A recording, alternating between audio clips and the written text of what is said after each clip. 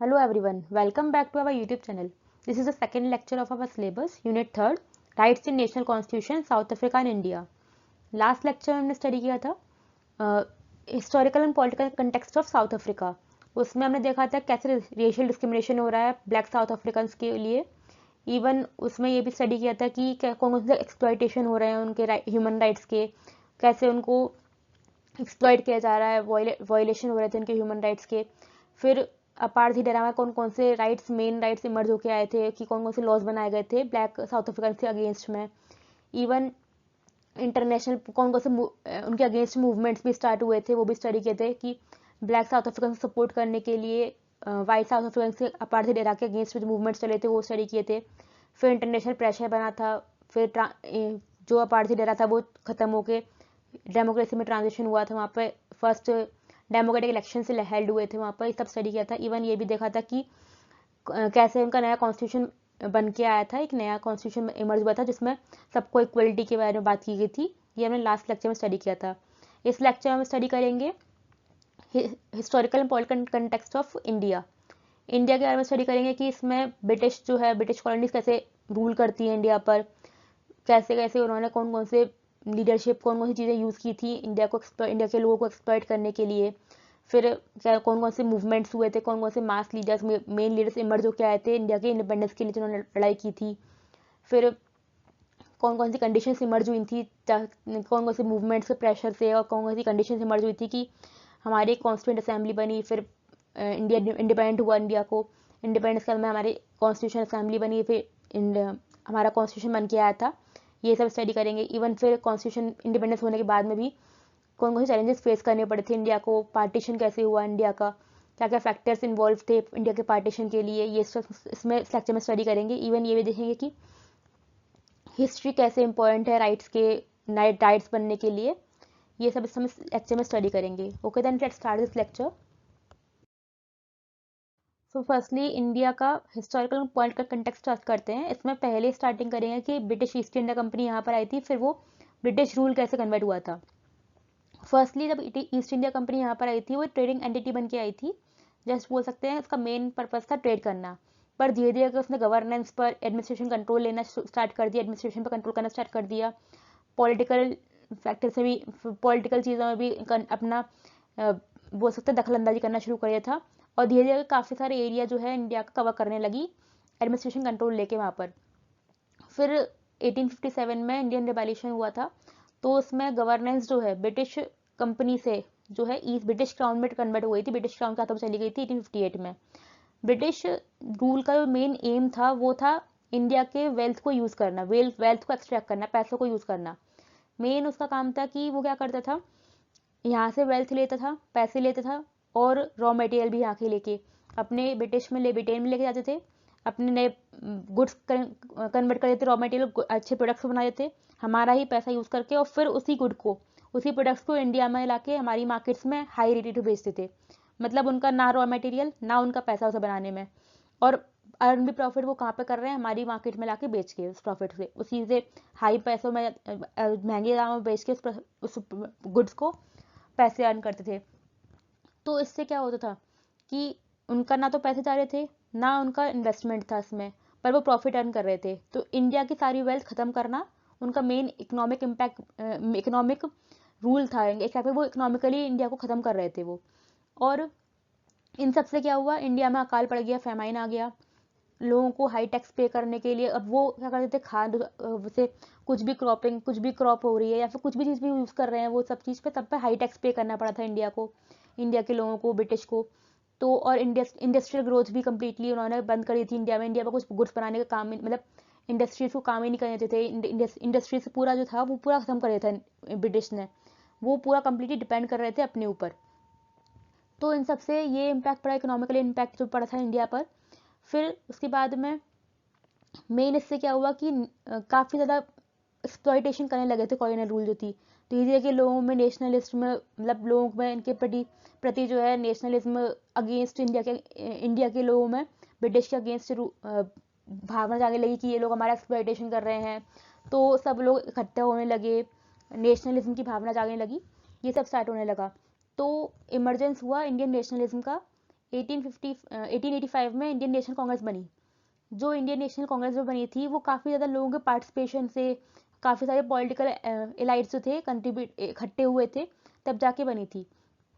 इसमें great representation India का था, गवर्नेंस में पार्टिसिपेट करना और सिविल लिबर्टीज़ में फुल इंडिपेंडेंस को बाद में सबका काम जो था इंडियन नेशनल कांग्रेस ने किया था सारा, बाद में फुल इंडिपेंडेंस दिलवाना, ये सब काम किसने किया था? इंडियन नेशनल कांग्रेस ने। बाद में एक मुस्लिम लीग बनी थी जिसने मुस्लिम्स के राइट्स के बारे में बात की थी, मुस्लिम्स के इंटरेस्ट के, मुस्लिम के राइट्स, मुस्लिम को कौन कौन से चीज़ें मिलनी चाहिए, क्या नहीं, इनके साथ एक्सप्लॉयटेशन क्या हो रहा है, इनकी डिमांड्स, इनके बारे में बात की थी। 1906 में बनी थी ये मुस्लिम लीग। फिर यही मुस्लिम लीग जो थी इसने ही बहुत बड़ा रोल प्ले किया था मुस्लिम्स के लिए एक सेपरेट मेजोरिटी स्टेट की डिमांड करके। जो पाकिस्तान बन के आता है हमारा आबाद में, जो पार्टीशन होता है, उसमें भी मुस्लिम लीग ने काफ़ी बड़ा रोल प्ले किया था। ये इसमें हुआ था। तो इन सब से क्या हुआ था? इन सब से ब्रिटिश का एक पॉलिसी थी डिवाइड रूल। वो बेसिकली इंडिया को डिवाइड कर करके फिर रूल कर रही थी।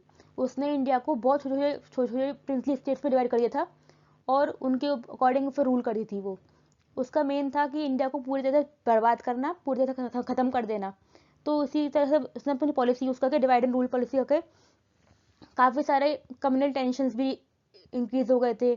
और क्या कहते हैं, एक बोल सकते हैं कि बीज बोए थे उसने फ्यूचर पार्टीशन के लिए इंडिया में। काफ़ी सारे फ्यूचर पॉलिटिकल कन्फ्लिक्ट्स भी स्टार्ट हुए थे इस पॉलिसी की वजह से। ब्रिटिश ने ये सब उनका मेन एम हो चुका था। अब नेक्स्ट चीज हम देखेंगे इसमें, हम इसमें देखेंगे कौन कौन से मास मूवमेंट्स हुए थे, कौन कौन से मेन लीडर्स इमर्ज हुए थे जिन्होंने काफ़ी बड़ा रोल प्ले किया था इंडिया के इंडिपेंडेंस में। पहले आते हैं महात्मा गांधी। महात्मा गांधी ने नॉन वायलेंट तरीके से, उन्होंने वायलेंस को सपोर्ट नहीं किया था कभी भी, नॉन वायलेंट तरीके से काफ़ी सारे लोगों को मास मोबिलाइजेशन से बोल सकते हैं कि काफ़ी सारे लोगों को इकट्ठा करने का काम किया था और ब्रिटिश के अगेंस्ट बताने का कि ब्रिटिश हमें कैसे एक्सप्लॉइट कर रहा है, कौन कौन से हमारे राइट्स को वायलेट कर रहा है, ब्रिटिश हमारे अच्छे में काम नहीं कर रहा है, ब्रिटिश हमारे लिए बुरा काम कर रहा है। इन सबको लोगों को इकट्ठा करके ब्रिटिश के अगेंस्ट बताने में चीज़ों में काफ़ी बड़ा रोल प्ले किया था। उन्होंने काफ़ी मिलियंस ऑफ पीपल को ब्रिटिश रूल के अगेंस्ट इकट्ठा करा था। इवन उन्होंने नॉन कॉपरेशन मूवमेंट चलाए थे, सत्याग्रह चलाया था। वो सब ये था, सॉल्ट मार्च की, दांडी मार्च, ये सब इनका यही सारे नॉन वायलेंट तरीके से पीसफुल मैनर में उन्होंने लोगों को यूनाइट करने का काम किया था। जवाहरलाल नेहरू ने एक मॉडर्न सेक्युलर सोशलिस्ट स्टेट बनाने के लिए फोकस किया था मेन। सुभाष चंद्र बोस का एम था कि एक ऐसी नेशनल आर्मी बनाना। उन्होंने एक ऐसी नेशनल आर्मी बनाई थी जो ब्रिटिश रूल को ओवरथ्रो कर सके, मतलब ब्रिटिश रूल को निकाल के फेंक सके इंडिया में फोर्स से, बाय फोर्स के थ्रू, आर्मी के थ्रू, मिलिट्री के थ्रू। इंडिया में एक ऐसी नेशनल मिलिट्री बनाई थी जो ब्रिटिश को बाहर निकालने का काम कर सके। अब डॉक्टर बी आर अम्बेडकर जो एक हमारे मेन लीडर भी थे, जो इन्होंने वॉयलेट, मतलब जो दलित जो थे, माइनॉरिटीज़ जो थी, उनके लिए उनके राइट्स के बारे में बात की थी। और इनको एक ये भी बोला जाता है कि हमारे वो कॉन्स्टिट्यूशन के आर्किटेक्चर भी हैं, जिन्होंने सोशल जस्टिस प्रोविजंस के बारे में बात की थी। कॉन्स्टिट्यूशन में कौन social rights, justice rights provide करने चाहिए, इवन माइनॉरिटीज़ के साथ कौन कौन से राइट्स प्रोवाइड कराने चाहिए, उनको कौन कौन सी एक्स्ट्रा चीज़ें देनी चाहिए ताकि वो उनका जो फ्यूचर, मतलब जो जिस टाइम उनका जो आप बोल सकते हैं कि जितना वो एक्सप्लॉइटेशन फेस कर रहे हैं इस टाइम में, वो आगे एक्सप्लॉइटेशन फेस ना करें, उनकी कंडीशन को ऐसे इंप्रूव कर सकते हैं। इन सब के बारे में बात की थी डॉक्टर बी आर अम्बेडकर ने। तो इन्होंने ये, इसमें इन सब से क्या हुआ था कि ये मूवमेंट्स लीडर जो थे, उन्होंने काफ़ी ज़्यादा पब्लिक सपोर्ट इकट्ठा करके लोगों का पब्लिक, आप बोल सकते हैं पब्लिक को यूनाइट किया था ब्रिटिश के अगेंस्ट में। और इससे काफ़ी ज़्यादा इंटरनेशनली भी अटेंशन, बोल सकते हैं अटेंशन सीख करना, अटेंशन गेन करा था इंडिपेंडेंस के लिए इंडिया के, कि इंडिया को इंडिपेंडेंस मिलना चाहिए। काफ़ी इंटरनेशनल भी बोल सकते हैं सपोर्ट मिलने लगा था इंडिया को, इसमें ही सब हुआ था। अब कैसे ऐसे, मतलब कैसे एक रास्ता बना था इंडिपेंडेंस के लिए इंडिया के लिए, और फिर इंडिया का पार्टीशन कैसे होता है, भाई ये स्टार्ट करते हैं।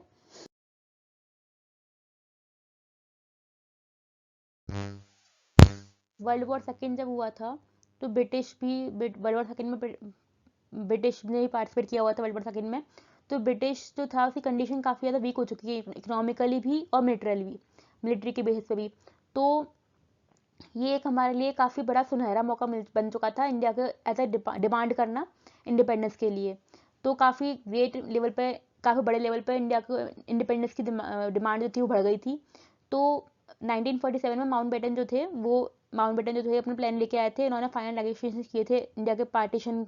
उन्होंने क्या कहते हैं, इंडिया को, ब्रिटिश इंडिया को दो मेन पार्ट्स में डिवाइड कर दिया, ऐसे बोल दिया, इंडिया और पाकिस्तान। तो जिससे काफ़ी ज़्यादा वॉयलेंस हुआ था, काफ़ी सारे लोग इधर उधर डिस्प्लेस हो गए थे, काफ़ी मतलब कैसे बोल सकते हैं कि कुछ लोगों की फैमिली जो थी उधर इधर पाकिस्तान में पहुंच गई, आधी फैमिली यहीं पे रह गई, काफ़ी लोग मारे गए थे इसमें, काफ़ी कम्युनल राइट्स हुए थे यहाँ पर। मतलब ब्रिटिश ने अपना मेन जो था पार्टीशन का जो था प्लान, जो बीज बोए थे, उसकी वजह से ब्रिटिश ही एक था जिसने अपनी डिवाइड रूल पॉलिसी की वजह से पूरे इंडिया को दो पार्ट्स में डिवाइड कर दिया, मुस्लिम्स को अलग और इवन बोल दिया हिंदूज को अलग। मुस्लिम जो थी एक, मुस्लिम्स के लिए एक अलग कंट्री का तैयार करने का काम किसने किया था, ब्रिटिश ने, और मुस्लिम लीग ने काफ़ी बड़ा रोल प्ले किया था। डिमांड जो की थी मुस्लिम लीग ने भी कि मुस्लिम्स के लिए एक अलग स्टेट होनी चाहिए। अब जो मुस्लिम्स के लिए और इंडिया के हिंदूज के बीच में जो पहले एक थे, उसके बीच में जो दुश्मनी का काम जो था वो इसी पाकिस्तान अलग बनने की वजह से हुआ था, तो जिसकी दुश्मनी जो है आज तक चल रही है। तो ये सब किसका करा हुआ था, ब्रिटिश का। अब क्या होता है कि बाद में सब ये सब होने के बाद में कॉन्स्टिट्यूंट असेंबली फॉर्म होती है, कॉन्स्टिट्यूंट फॉर्मेशन होती है, मेंबर्स बनते हैं इसमें। तो इसमें काफ़ी सारे प्रिंसली स्टेट्स, प्रोविंस जो थे, इसमें सब रिप्रेजेंटेटिव आते हैं। और चेयरमैन कौन होते हैं, इसके चेयरमैन को रखा जाता है, जैसे हमने अभी बताया था आर्किटेक्चर ही बोला जाता है इंडिया का, इंडियन कॉन्स्टिट्यूशन का, डॉक्टर बी आर अम्बेडकर को। तो ड्राफ्टिंग कमेटी के चेयरमैन जो थे वो थे डॉक्टर बी आर अम्बेडकर। इसमें ये आता है, कुछ डिबेट्स भी आई थी, मेन इश्यूज थे इसमें। पहला इशू आता है कि फेडरल और यूनियन स्ट्रक्चर। हमें था कि रीजनल डाइवर्सिटी, हमारी इंडिया जो है मल्टीकल्चरल है, हमारे इंडिया में काफ़ी सारे कल्चर्स फॉलो किए थे, काफ़ी लैंग्वेजेस बोली जाती है, तो रीजनल डाइवर्सिटी को मेंटेन रख के एक हमें सेंट्रल गवर्नमेंट भी बनानी होगी, स्ट्रॉन्ग सेंट्रल गवर्नमेंट, जिसका ऐसे बोल सकते हैं कि स्टेट्स अपने अपने रूल करें, बट उस पर एक होल्ड होना चाहिए एक स्ट्रॉन्ग पावर का, जिसे बोल सकते हैं सेंट्रल गवर्नमेंट। तो सेंट्रल गवर्नमेंट हमारी स्ट्रॉन्ग होनी चाहिए इतनी अच्छे से कि वो स्टेट गवर्नमेंट में भी रूल कर सके, बट उसमें ऐसा नहीं होना चाहिए कि वो एक क्या कह सकते हैं अराजकता फैलाए, कि ब्रिटिश ऐसे बोल सकते हैं कि ब्रिटिश नहीं, सॉरी, कि स्टेट पर रूल कर रही है, स्टेट सेंट्रल गवर्नमेंट का जो है कि अगर स्टेट कुछ गलत काम करती है, सेंट्रल गवर्नमेंट उस पावर को होल्ड करके वहाँ पर उसे इम्प्रूव करने का, सही करने का काम कर सकती है। सेंट्रल गवर्नमेंट भी स्ट्रांग होनी चाहिए हमारी। सेकेंड था इसमें माइनॉरिटी राइट्स के ऊपर, हमें इसमें ये इंश्योर करना था कि जो माइनॉरिटी राइट्स हैं, लोगों को, जो माइनॉरिटीज़ हमारी है, जैसे SC ST दलित जो थे, उनको एक उनके राइट्स को, रिलीजन को, उनकी लैंग्वेज को, और उनको प्रोटेक्ट किया जाए, तो उनको कुछ राइट्स एक्स्ट्रा प्रोवाइड किए जाए, उनको उनकी क्वालिटी को, उनकी जो कंडीशन को, उनको इम्प्रूव कैसे किया जाए, इस सब के बारे में भी ध्यान रखना था। इवन माइनॉरिटीज़ में वो भी आते थे, हमारे जो ट्राइबल एरियाज़ के जो लोग थे, ट्राइबल कम्युनिटीज़ के लोग, उनकी लैंग्वेज को, उनके रिलीजन को, उसको भी बचा के रखने का काम जो था वो भी इसमें बात की गई थी। ये भी एक सेंट्रल डिबेट में आया था। अब इसमें नेक्स्ट आया था सोशो इकोनॉमिक जस्टिस के बारे में, कि हमारे इंडिया में काफ़ी ज़्यादा पॉवर्टी थी, क्योंकि ब्रिटिश ने क्या किया, पूरा वेल्थ जो था, पूरा पैसा, सारा पैसा लेके चली गई थी ब्रिटिश। इवन उसमें सारे रॉ मटेरियल सब कुछ लेके चली गई थी। इंडिया को पहले सोने चाहिए बोला जाता था, क्योंकि काफ़ी ज़्यादा पैसा था इंडिया में, सबसे ज़्यादा, मतलब ऐसे बोल सकते हैं ग्लोबली GDP जो है 7% इंडिया की अकेले की GDP में आता था, बट सारा पैसा लेके चली गई थी ब्रिटिश।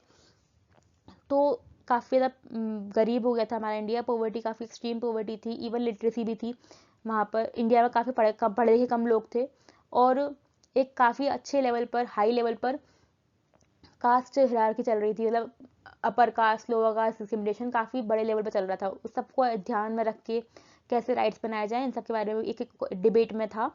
नेक्स्ट आता है इसमें डायरेक्टिव प्रिंसिपल्स, मतलब एक ऐसे बोल सकते हैं DPSP जो थे हमारे, वो हमने इंग्लिश कॉन्स्टिट्यूशन से और गांधी इंडियन से इंस्पायर होके वो अपने कॉन्स्टिट्यूशन में ऐड किए थे जब। तो एक गाइडलाइंस तैयार हुई थी एक टाइप में, कि वो स्टेट में लोग, जो गवर्नमेंट काम करेगी वो किस किस चीज़ों पर काम कर सकती है, गाइड बुक की टाइप में तैयार हुई थी, जिस पर इसमें सिटीजन्स की भी राइट्स थे, कि सिटीजन्स को ये चीज़ें फॉलो करनी चाहिए। अब अगर कोई फॉलो नहीं करता है तो वो कॉन्स्टिट्यूशन से उसे पनिशमेंट नहीं मिलेगा, बट ये रिस्पॉन्सिबिलिटी है सिटीजन्स की भी, कि उन्हें ये अगर गवर्नमेंट उन्हें कुछ राइट्स प्रोवाइड करवाई, सिटीजन्स को भी कुछ रिस्पॉन्सिबिलिटी बनती है, वो उसे करना चाहिए। बट एक ये गाइडलाइन भी थी कि गवर्नमेंट को कौन कौन से पोर्शन में कौन कौन सी चीज़ों पे काम करना है स्टेट के लिए, लोगों के लिए, तो ये गाइडलाइन की तरह भी काम करा था। अब इसमें आता है कि हमारा कॉन्स्टिट्यूशन जो था 26 नवंबर 1949 को ऐसे बोल सकते हैं कि अडॉप्ट हुआ था, और जो इफेक्ट में वैसे बोल सकते हैं कम्प्लीटली जो सुचारू रूप से काम करना शुरू हुआ था वो 26 जनवरी 1950, जिसे हम रिपब्लिक डे के नाम से जाना जाता है, उस दिन हुआ था, इफेक्ट में जब आया था। अब इंडिपेंडेंस हो गया नेशन में। अब नेशन के बाद में, इंडिपेंडेंस होने के बाद में भी नेशन बिल्डिंग में कॉन्स्टिट्यूशन का काम क्या होता है। कॉन्स्टिट्यूशन जो था एक यूनिफाइंग डॉक्यूमेंट की तरह इमर्ज हुआ था, जैसे बोल सकते हैं कि जिसने जो 500 हमारी 500 से ऊपर जो प्रिंसली स्टेट्स थी उन सबको यूनाइट करने का काम किया था, और एक सिंगल सोवर्जन फ्रेमवर्क में तैयार करा था कि हमारी इंडिया जो है सोवर्जन कंट्री है, सोवर्जन स्टेट है, तो अपनी ही एक स्टेट स्ट्रॉन्ग फ्रेमवर्क तैयार करने के लिए सारी स्टेट्स को हाथ में इकट्ठा करने का काम किसने किया था, कॉन्स्टिट्यूशन ने। अब नेक्स्ट आता है सेक्युलर डेमोक्रेसी। इसमें जो है हमारी जो प्रियम्बल थी उसमें सेकुलरिज्म का, रिलीजन राइट्स को प्रोटेक्ट करने का, फ्रीडम प्रोवाइड करने का कि कौन सा, किसी हर पर्सन को राइट है अपने कौन सा रिलीजन जो से फॉलो करना है, कौन सा चूज करना है, किस रिलीजन को मानना है, इसके आपके बारे में जो बात की थी हमारे प्रियम्बल ने। और इसको प्रिवेंट भी करना कि कोई हमारी स्टेट है वो पर्टिकुलर रिलीजन को ही ना फॉलो करे, रिलीजन बाइस ना हो जाए, कि कोई भी रिलीजन को सपोज करो कि अगर हमारे इसे हम कंसिडर कर सकते हैं अलीगढ़ है, अलीगढ़ में मेनली मुस्लिम रहते हैं, तो ऐसा ये नहीं हो सकता कि वहाँ पर मुस्लिम को ही प्रमोट किया जाए। या ये तो मैंने आपको नॉर्मल यूपी का एग्जांपल ले लेते हैं, यूपी में ये नहीं हो कि यूपी में कम्प्लीटली मुस्लिम को ही प्रमोट किया जा रहा है या फिर मुस्लिम हिंदू को प्रमोट किया जा रहा है, किसी जाट को प्रमोट कर रहे हैं, ऐसा नहीं होना चाहिए। क्लास वाइज जो रिलीजन बेस्ड या फिर कास्ट बेस्ड डेमोक्रेसी है, कास्ट बेस्ड किसी चीज़ को प्रमोट नहीं करना चाहिए, ऐसी को इस प्रिवेंशन की बात की गई थी। अब नेक्स्ट आता है इसमें सोशल इकोनॉमिक चैलेंजेस के बारे में। इसमें क्या आता है कि अब सोशल इकोनॉमिक चैलेंजेस तो इस टाइम भी बने हुए हैं, ऐसे बोल सकते हैं कि इतना स्ट्रॉन्ग कॉन्स्टिट्यूशन तैयार करने के बाद में भी इवन इंडिया में अभी भी कास्ट बेस्ड डिस्क्रिमिनेशन अभी भी बहुत ज़्यादा बड़े लेवल पे होता है, कि जैसे हम बोल सकते हैं कि इवन आज भी जो ब्राह्मण हैं या जो क्षत्रिय लोग आते हैं, वैश्य लोग आते हैं, वो नीचे दलित लोगों को अपने घर में बिठाना, उनसे छुआ जाना, ये सब पसंद नहीं करते हैं। अभी तो काफ़ी कम हो चुका है, बट अभी भी फिर भी अभी भी है, तो वो सब अभी भी चल रहा है। और हमारे इंडिया को कितने टाइम हो चुका आज़ाद हुए, ये तब अभी तक चल रहा है, तभी तक ये चीज़ जो है ख़त्म नहीं हुई है। इवन रीजनल डिस्पैरिटीज भी है, हम काफ़ी सारे हिंदूज जो है वो मुस्लिम्स को नहीं पसंद करते, इवन मुस्लिम्स जो है हिंदूज को पसंद नहीं करते, जो मुस्लिम्स और हिंदूज के बीच में जो दुश्मनी है वो सब चीज़ अभी भी चल रही है। रीजनल डिस्पैरिटीज भी चली हुई है, हमारी रिलीजन के बेस पे भी चली हुई है, रीजनल के बेस पे, रीजन के बेस पर, कि अगर रीजन में कोई अलग रीजन का है, कोई साउथ का है, तो नॉर्थ वालों को पसंद नहीं करना है। एरिया बेस्ड डिस्क्रिमिनेशन भी काफ़ी चल रहा है। इवन पॉवर्टी तो अभी भी बहुत है, इंडिया डेवलपिंग कंट्री में आ रही है कि बोल रहे हैं कि इंडिया पॉवर्टी खत्म हो रही है, लोगों को एजुकेट किया जा रहा है, हो रहा है, पर चीज़ें बट इतनी अच्छी लेवल पर इंप्रूव नहीं हुई हैं अभी भी, चीज़ें काफ़ी काम करना बाकी है अभी। तो ये उस टाइम में तो कितना ज़्यादा लेवल पे हुआ होगा, तो इसके बारे में बात की थी। अब नेक्स्ट आता है कि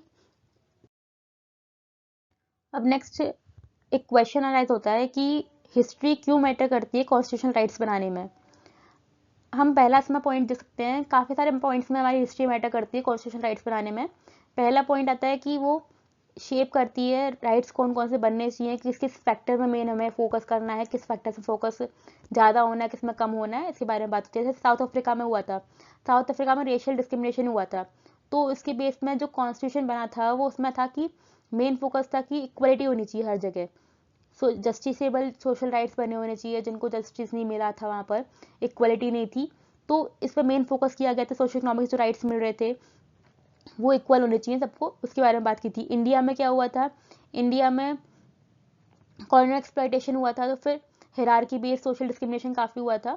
तो इससे क्या हुआ था कि हमारे इंडिया ने एक अडॉप्शन किसको अडॉप्ट किया था, फंडामेंटल राइट्स को, कि ये बेसिक फंडामेंटल राइट्स हर इंडियन सिटीजन को प्रोवाइड करवाने चाहिए, कि ये राइट्स सबको मिलेंगे, सबके लिए इक्वल होंगे। और इवन DPS भी बनाए गए थे ताकि स्टेट को गाइडलाइंस मिल सके कि वो किस बेसिस पे उन्हें काम करना है, और कॉन्स्टिट्यूशन में किस किस चीज़ों पे अगर वो एक्सप्लॉइट होते हैं तो किसी चीज़ पे हमारे हम डिमांड कर सकते हैं जस्टिस के लिए।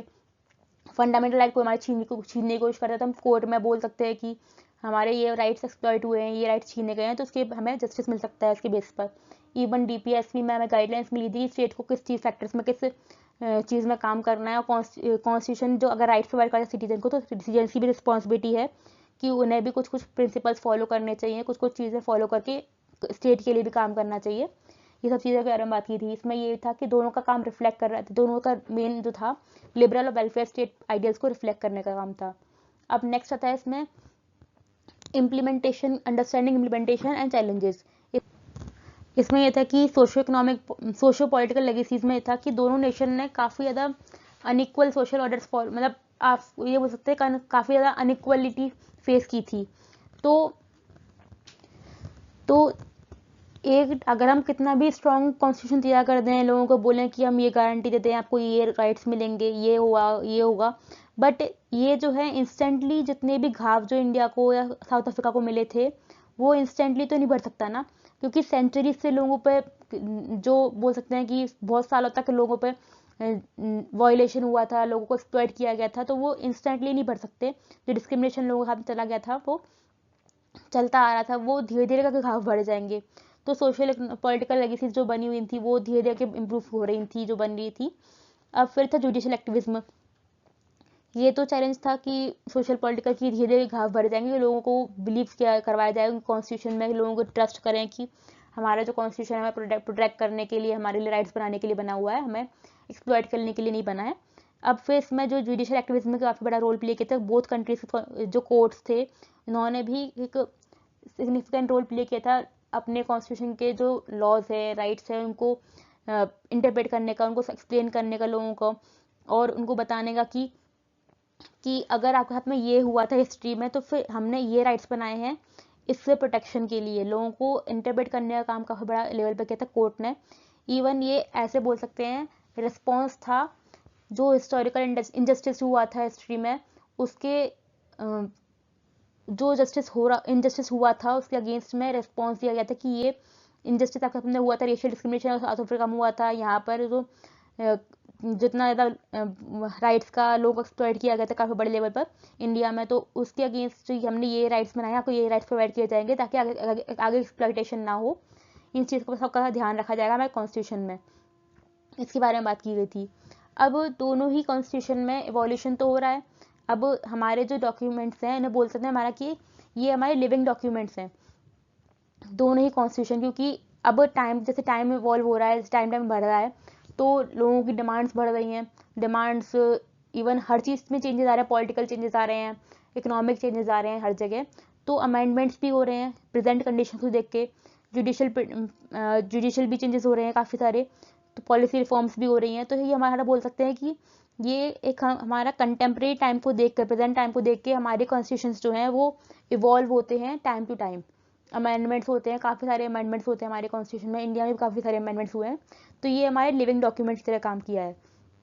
हमारा जो कॉन्स्टिट्यूशन, दोनों कंट्री कॉन्स्टिट्यूशन जो है वो लिविंग डॉक्यूमेंट बोले जाते हैं। तो हमने इस लेक्चर में स्टडी किया कि इंडिया का हिस्टोरिकल पॉलिटिकल कंटेक्स्ट की इसमें हिस्ट्री में क्या हुआ था इंडिया में, इवन ब्रिटिश ने कैसे रूल किया था, फिर कौन कौन से मूवमेंट्स चलाए गए, कौन कौन से लीडर्स इमर्ज हुए, कॉन्स्टिट्यूशन असेंबली कैसे बनी थी, फिर इसका चेयरमैन कौन था, कौन कौन से सेंट्रल डिबेट्स के पॉइंट्स थे इसमें, फिर अडॉप्ट कब हुआ हमारा कॉन्स्टिट्यूशन, फिर इंडिपेंडेंस के बाद में कौन कौन से चैलेंजेस आए इसमें, और इवन आज भी प्रेजेंट में क्या चैलेंजेस आ रहे हैं, फिर हिस्ट्री मैटर क्यों करती है कॉन्स्टिट्यूशन राइट्स के लिए, और फिर इसमें इवोल्यूशन कैसे हो रहा है प्रेजेंट कंटेम्प्रेरी टाइम को देखकर, ये हमने इसमें स्टडी किया। Okay then,